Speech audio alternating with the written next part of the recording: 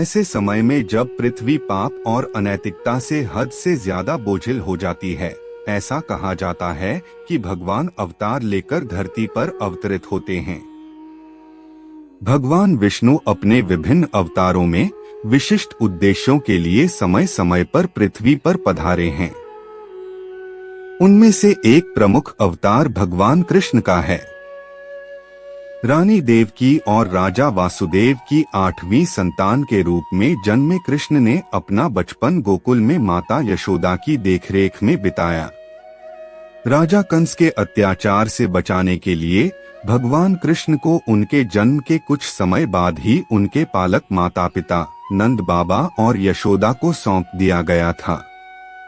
भगवान कृष्ण ने अपने पूरे जीवन काल में हर मोड़ पर चमत्कारी घटनाएं प्रदर्शित की। उनका जीवन उन कहानियों से बुना गया है जो मानवता को मूल्यवान शिक्षा प्रदान करती हैं, उन्हें अन्याय और पाप से दूर रखती हैं।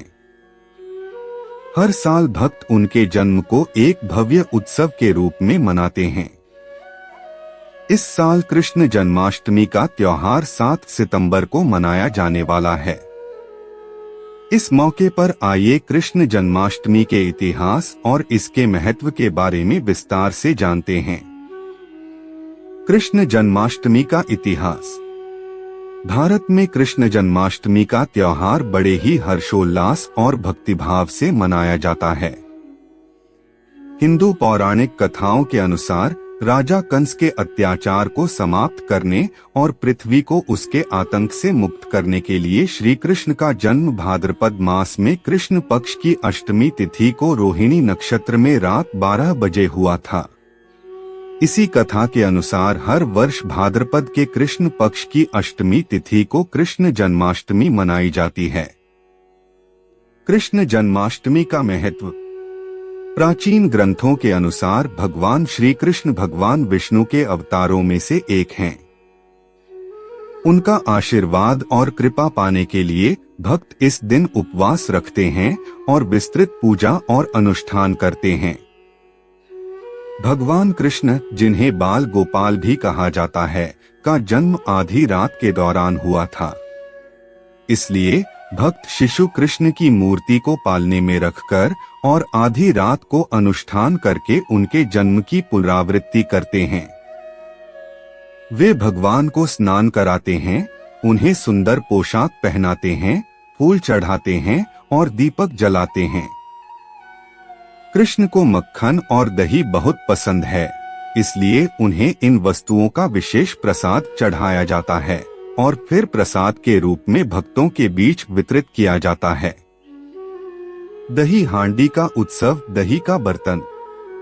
कुछ क्षेत्रों में कृष्ण जन्माष्टमी के त्योहार में दही हांडी की परंपरा शामिल है, विशेष रूप से गुजरात और महाराष्ट्र में प्रमुख है।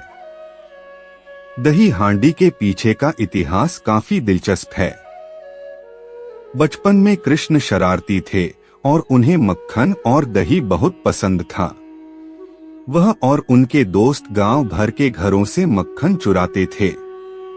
उसे मक्खन चुराने से रोकने के लिए महिलाएं मक्खन के बर्तन ऊंचाई पर लटका देती थीं। हालांकि कृष्ण अपने दोस्तों के साथ बर्तनों तक पहुंचने और मक्खन का आनंद लेने के लिए मानव पिरामिड बनाते थे। कृष्ण की इन चंचल हरकतों की याद में जन्माष्टमी के दौरान दही का एक बर्तन ऊंचाई पर लटकाया जाता है। युवा पुरुष पिरामिड बनाते हैं, मटके तक पहुंचते हैं और उसे तोड़ते हैं, जो कृष्ण के मक्खन के प्रति प्रेम और उनके चंचल स्वभाव का प्रतीक है। इस घटना को दही हांडी के नाम से जाना जाता है और पिरामिड के शीर्ष पर मौजूद व्यक्ति को गोविंदा कहा जाता है।